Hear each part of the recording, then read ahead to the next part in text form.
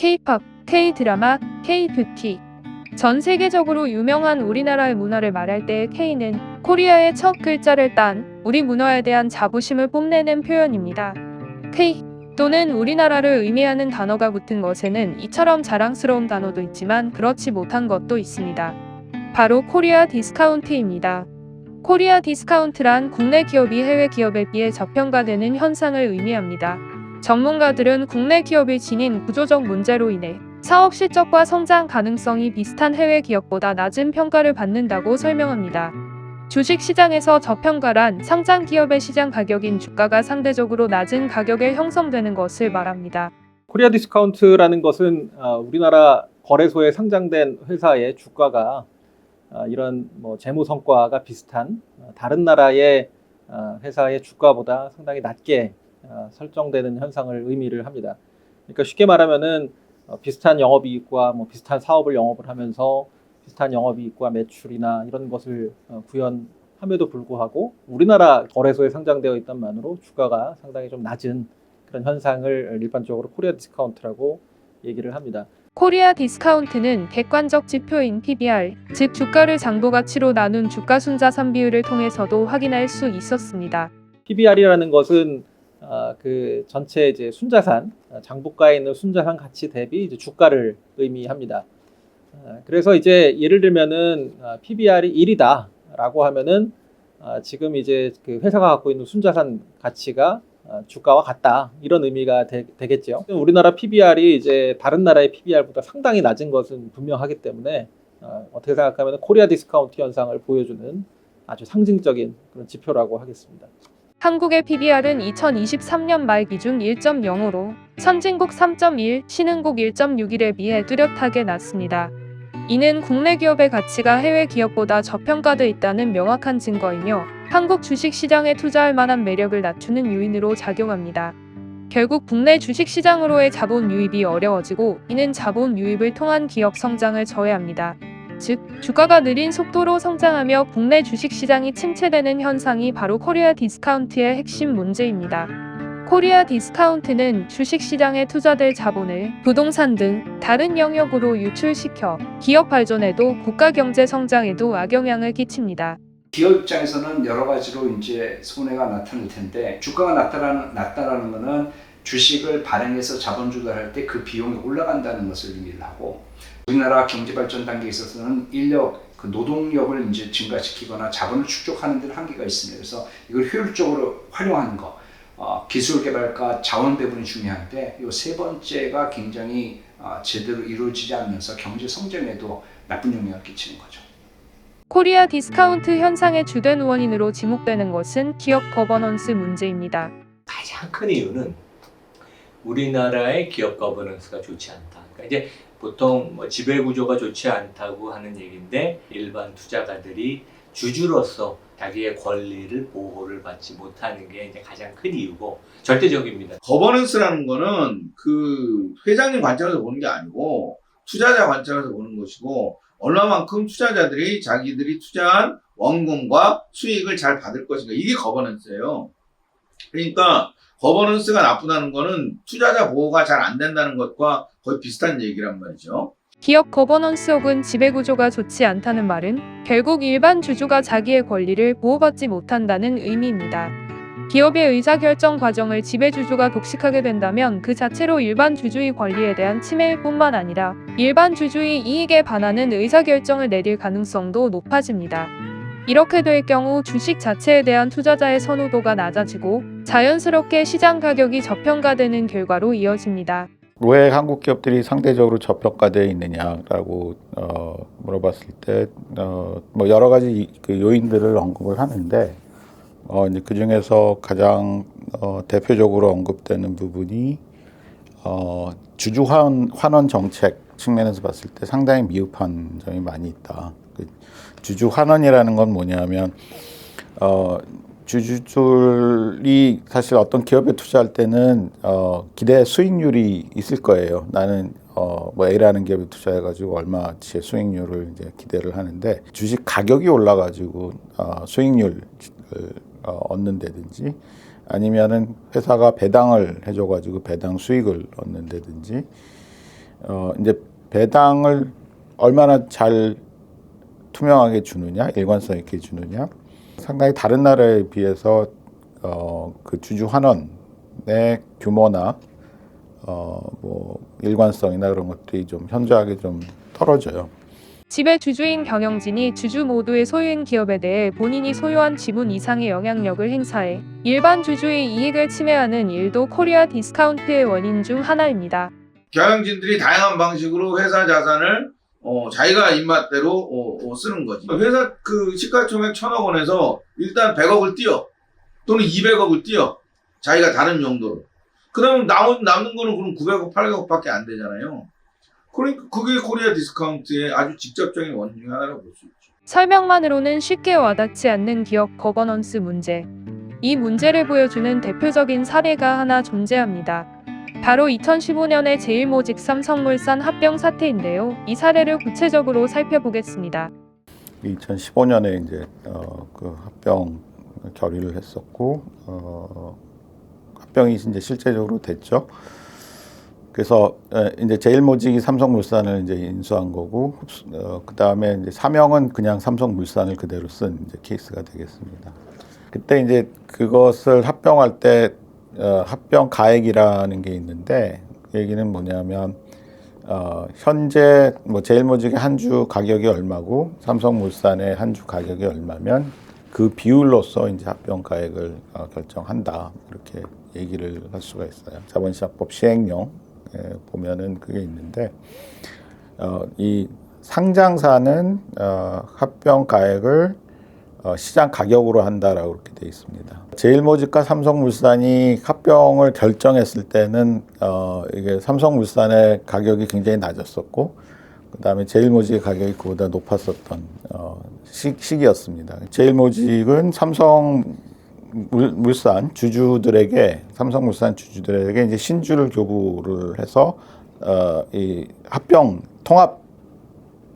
법인의 주주가 되도록 이제 해주는 거죠. 근데 그 신주를 주는 교환 비율이 삼성물산 주주들한테는 삼성물산 주주가 한 주를 들고 있다 하면은 제일모직 0.35주와 교환을 해주겠다라는 그런 비율입니다. 그러니까 삼성물산 입장에서는 이게 사실 삼성물산 주식을 3개 정도 갖고 있어요. 제일모직 주하고 바꿀 수 있는 그런 이제 교환 비율이 되니까 어떻게 보면은 좀 불리한 그런 이제 교환 비율이라고 될 수가 있겠고. 구삼성물산 주주의 입장에서는 소유하고 있는 기업의 가치도 지분율도 낮아지는 상황을 겪게 됐습니다. 이 1대3 0.35에 대한 교환 비율에 굉장히 많은 사실 논란이 있었습니다. 결국 그거는 총수 일가, 그러니까 삼성의 총수 일가가 나머지 계열사의 지배력을 확보를 하기 위한 하나의 이제 방안으로 이거를 했다라는 그런 이제 목소리가 많이 있었습니다. 1.4%밖에 안 되는 삼성물산 지분을 갖고 삼성물산의 경영에 절대적인 영향력을 행사하면서 이 합병에 찬성하게끔 이사회를 뭐 압력을 넣었더니 하여튼 뭐 그런 개연성이 충분히 있는 그런 어떤 지배권을 가지고 있다 그러면 그건 이제 문제가 되는 거잖아요. 그렇죠? 특수관계인 포함한 대주주가 일반 주주의 이익을 무시한 채 대주주의 이익을 위해서 이런 합병 가액을 산정하고 계열사 간 합병을 하는 게 합당한 것인가에 대한 논쟁을 불러일으켰었습니다. 그때. 이처럼 지배주주의 사적 이익을 위해 일반 주주의 이익을 침해했다고 의심되는 사례는 제일모직 삼성물산 합병 사례 외에도 많이 찾아볼 수 있습니다. 장기화되는 코리아 디스카운트. 이를 해결하기 위한 노력이 없었던 것은 아닙니다. 지난 2월 정부는 코리아 디스카운트를 해소하고자 밸류업 정책의 도입을 발표했습니다. 기본적으로 정부에서 추진하고 있는 기업 밸류업 프로그램은 2가지로 구성이 되어 있는데요. 하나는 기업들이 자발적으로 기업 가치 제고 계획, 밸류업 계획을 발표하는 거예요. 그게 하나가 있고 또 하나는 이런 발표를 유도하기 위해서 세지 지원을 합니다. 그래서 이런 밸류업 계획을 발표하고 주주 환원을 많이 하는 기업에 대해서 배당 관련된 법인세나 소득세를 이제 감면한다든지 상속세를 이제 낮춘다든지 그런 어떤 세제 지원을 하고 있는 것이 이 두 가지로 구성이 되어 있습니다.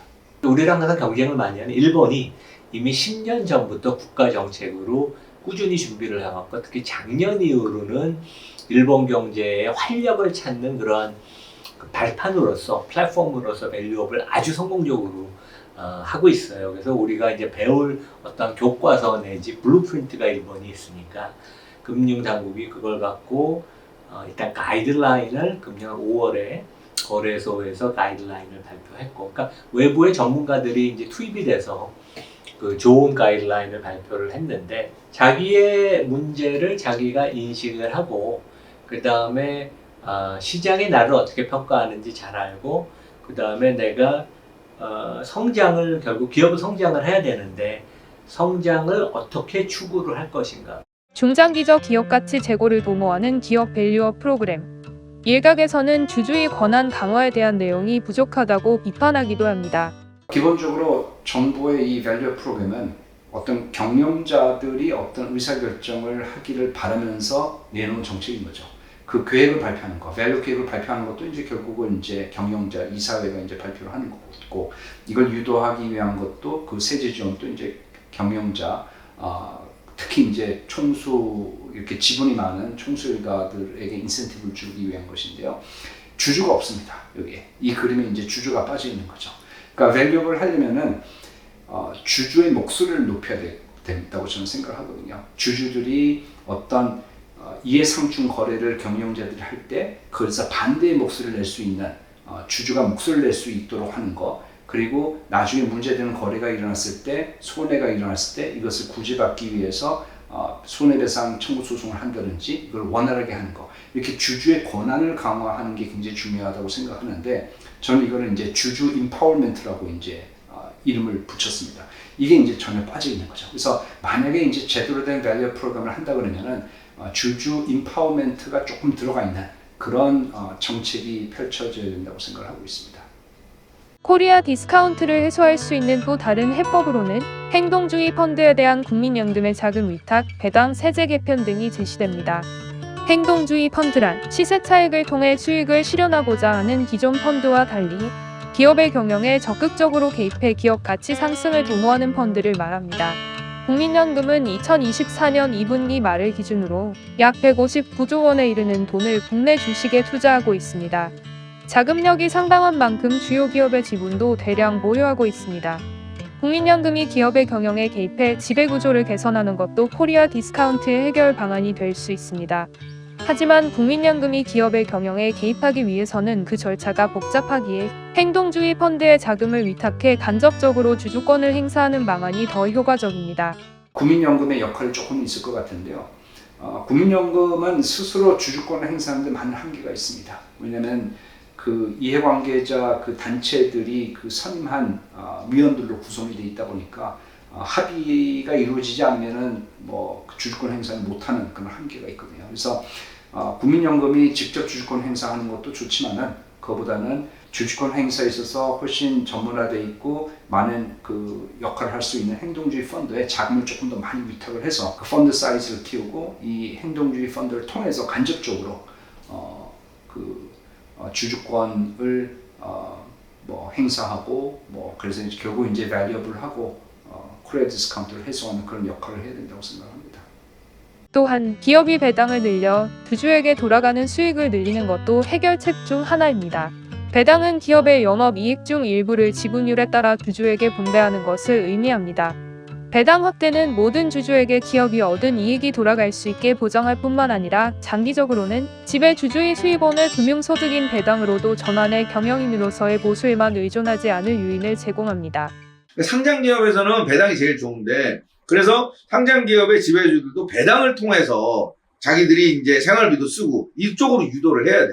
그러면 그 배당에 대한 세제는 확 완화해줘야 되고, 특히 지배주들이 받는 배당도 월급보다 더 세제상으로 더 유리하게 해줘야 배당을 늘릴 거 아니에요. 어쨌든 이 지배주들이 주가 오르는 거를 좋아하게 만들어야 돼요. 궁극적으로. 그러지 않고는 밸류업이 공허하게 이게 공연불에 그칠 수 있어요. 우리나라 경제의 고질적 문제인 코리아 디스카운트. 출발점에 선 밸류업 정책은 물론 이 현상을 해소할 수 있는 배당 세제 개편이나 국민연금의 행동주의 펀드에 대한 기금 위탁 등 여러 방법을 통해 하루빨리 문제를 해결해야 합니다. 경기 불황을 비롯한 여러 요소로 인해 나날이 경제 성장률이 낮아지는 가운데 코리아 디스카운트가 하루빨리 해소돼 투자자와 기업이 함께 행복해질 수 있기를 바랍니다. 이 주제에 대해 더 알고 싶다면 2106호 특집 기사인 코리아 디스카운트를 읽어보시기 바랍니다.